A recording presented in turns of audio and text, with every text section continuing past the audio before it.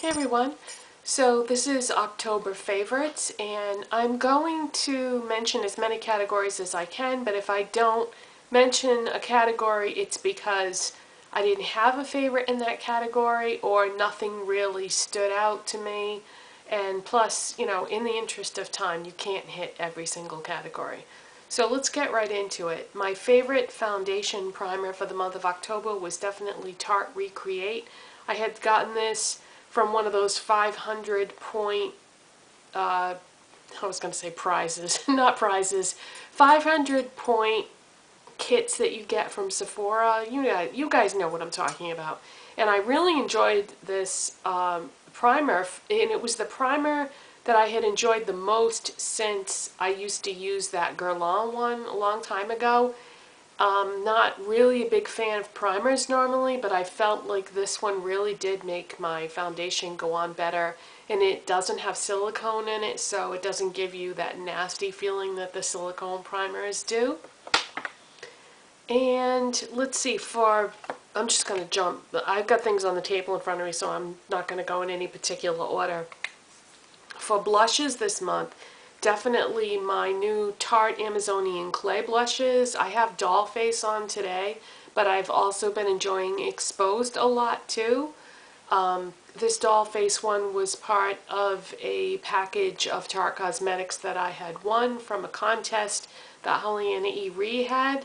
So I got this one for free, but I also had bought one in Exposed like maybe a month before I won this one, and I like these both a lot, and I'm very late to the game on the Tarte Amazonian Clay blushes because I know everybody else has been raving about these for a long time, but I don't know, I just had never gotten around to trying one before. This is the Doll Face one that I have on, and I think the reason why it took me so long to discover these is because every time I would go to the store, the testers would be so nasty that it sort of turned me off from wanting to try them because, you know, when the testers are nasty, you don't even want to like touch it to swatch it on your hand. I don't know, I get grossed out easily, I guess. So anyways, I'm glad I finally got around to trying those because I've been really enjoying those blushes. Another thing that I've been really enjoying is now that MAC makes pro products available on their website. I had gotten the sculpting powder in Sculpt, and I've been doing contouring on my face, and I think it really makes a difference in terms of your makeup. It just, I don't know, it really makes it look complete to me, having a little bit of contour there and also taking away some of the roundness in my face. I wouldn't say that my face is round shaped, I would say it's oval, but I still like it to look a little more angled looking. So the sculpting powder in the color Sculpt has really helped with that a lot. For a setting powder for my foundation, I've been using Tarte Smooth Operator, and this is the micronized clay finishing powder, and this was also part of that Sephora 500 point thing that I had gotten one time. And I've actually had this for a while, but started using it again and had forgotten how much I loved it. And you just need the tiniest little bit. So this little sample size is probably going to last a really long time. So I have been enjoying that very much. And then I've gone back to using my Essence Forget It concealer palette. And I was madly in love with this for the longest time. And then I had stopped using it and started using other things. And what I've been doing is I've gone back to using the pinky peachy color as like a corrector, and then I just put that on and then I powder over it with, with the Tarte Smooth Operator. And I don't know, I think that's better at covering my dark circles than some of the other things that I had been using. I don't know. I'm not really sure sometimes. Let's see, for lip products, I have got on today my Tarte LipSurgence Natural Matte Lip Tint, and this is in the color Lively. And I just wore this one today because I don't even know if the camera's down low enough for you guys to see, but the heart on my sweater, oh, I hate that when I get an itchy nose right in the middle of making a video. The heart on my sweater is bright pink, so I thought it might be fun to do a bright pink lip. But these lip tint, lip tints. I've also got one in the color Hope that I had gotten from the prize package that I won from Holly and Avery's contest. These are so easy to apply and to wear, and so you don't have to fuss with a lip pencil, and it's a matte finish, so you know you don't have to bother with a gloss over it, and they're so easy to apply, and they last so long on your lips that you don't have to worry about reapplying for, you know, most of the day, unless you drink like a hot cup of coffee or something, and then it might, you know, mess it up a little bit. But really been enjoying those. For mascara, definitely the L'Oreal Telescopic Carbon Black. I've played around with some of my other mascaras a little bit, but I always come back to this because this definitely gives me the dramatic eyelashes that I'm looking for. For eyeshadow, I've been using the Khroma Beauty SheBang palette, or actually the eyeshadow palette from the SheBang Kit. And this is the new, one of the new products from the line of cosmetics that the Kardashian sisters had come out with. I have used this every single day since I bought it. I think maybe one day I use something different, but I love this palette. And I'm telling you, I can't understand why nobody is talking about this on YouTube, because this is almost like the perfect palette. Today I have on this purple on my lids, and then I put this purple in the crease, and then I tried something different. I wanted to put a purple cream base underneath it to see if it would make it like more vibrant, deeper, darker. So I remembered that I had this in my stash. This is one of those Girl Smoky Shadow Blast sticks. And one side of this is purple and one side is silver. Sorry, I don't know the name of it. It's not written on the product anywhere, but I've had this for a really long time. So I put the purple on my, just on my eyelids, and then used that Khroma Beauty eyeshadow over it, and I'm pretty happy with the way that it turned out.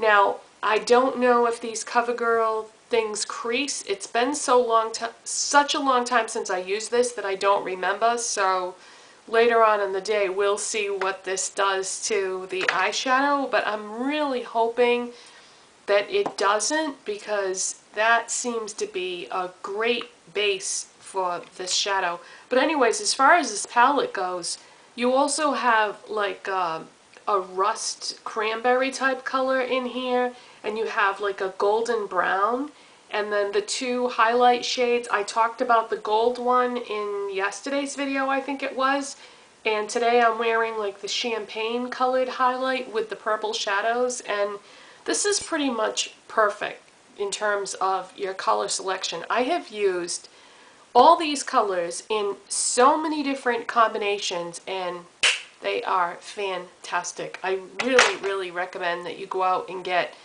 the SheBang Kit that has this eyeshadow palette in it, because I just can't stop using it. I love it. And, you know, considering what you get, and for the price in that, you get false eyelashes, you get an eyeliner, you get a dual-sided sponge tip applicator, and was there anything else in that? No, I think that's it. But the price is very reasonable for what you get. And for my eyebrows this month, I've gone back to using the Prestige brow pencil. No matter what brow things I try, I always end up going back to that. It's just easy, natural looking. I really like it. As far as eyeliners, what I've been doing is whatever the darkest color eyeshadow is that I use when I do my eyeshadow look, I bring that down along the bottom of the lower lash line, and then I take a black eyeliner, and it doesn't really matter. I've just been grabbing whatever from my black eyeliners, and I've been using black eyeliner on my waterline and my tight line, and it just sort of completes the eye look, and I like the way it looks along with the eyeshadow that I've been dragging down below. It just makes it more dramatic, more intense, and I really have been enjoying that. Now, as far as brushes goes, I'm just going to quickly tell you what my go-to brushes are. These are the ones that I use all the time, and I'm just going to quickly tell you what they are. For foundation, I use the Real Techniques Expert Face Brush to apply my foundation. And I just dropped one of the brushes. For powder, to set my foundation, I use the e.l.f. powder brush. Then I use the same brush to apply my blush. I've been doing the sculpting with the MAC sculpting powder with my Sonia Kashuk flat top synthetic brush, and this has been working out really well for the sculpting powder. For eyes, I gotta grab that brush that I dropped. For eyes, I've been using my MAC 224 brush for highlighter, and then my MAC 239 brush to apply eyeshadow on the eyelid. I've been doing the crease work with my Rite Aid Renewal eye brush, and then I take the eyeshadow down along that lower lash line with my Real Techniques accent brush. And that's all I need for brushes. Should be all I need. That's enough, right? So yeah, that's what I've been using for brushes. And then for hair products, I have a surprise for you, because I bought something new yesterday and I used it today, and I'm pretty happy with the way my hair came out today. I think I found just the right combination. I start off, and I don't wash my hair every single day, but when I wash it like I did today, I've been using the Redken All Soft shampoo. Then I use the Clear Scalp and Hair Therapy Moisturizing Dry Scalp Nourishing Daily Conditioner. And then I finished with something new. And I got this at Sally Beauty Supply. As far as I know, that's the only place you can buy it, is at beauty supply stores. It's Clairol Professional Pro 4-Plex Smooth Color Safe Leave-In Balm. I used this instead of what I normally would use for any leave-in conditioner or styling products, and I'm very happy with the results. My hair, in case you're new, is crazy, frizzy, horrible textured hair, and the only thing that I had found before that did anything for me was the Garnier Fructis leave-in conditioner, and then sometimes I would put a little bit of oil, like either an argan oil or even a sesame oil or olive oil or some kind of oil in my hair to try to calm it down, because it's so crazy. But the problem with oils is they are very hard to use, because you can end up putting too much in one spot and you can't really work them into your hair evenly. So, and the Garnier Fructis leave-in conditioner, while it's good and would be fine if I had normal hair, it's just not powerful enough to take care of the craziness with my hair. So I think this smooth leave-in balm from the Clairol Professional line, I think this is going to solve my problem, because it's got the moisture that I need, and it really calmed my hair down, but yet it didn't leave it flat either. Sometimes when you use oils, it can really make your hair flat and greasy, and I've still got like volume and waves, curls in my hair. This is all natural. I don't style my hair anymore. I can't. It's too damaging. So I just let my hair air dry and do what it wants to do. So the curls and volume and stuff that you see in my hair, this is just from letting it air dry. My hair is naturally borderline between curly and wavy. And yeah, I'm tired of fighting with it and trying to use heat styling on it because it's just way too damaging. I figure I'm damaging it enough by coloring it every month. And then for a non-beauty favorite, I've got to go with, and I wish I had an empty box to show you, but we're out of them right now. I've got my husband hooked on these too. The Edie's Fruit Bars.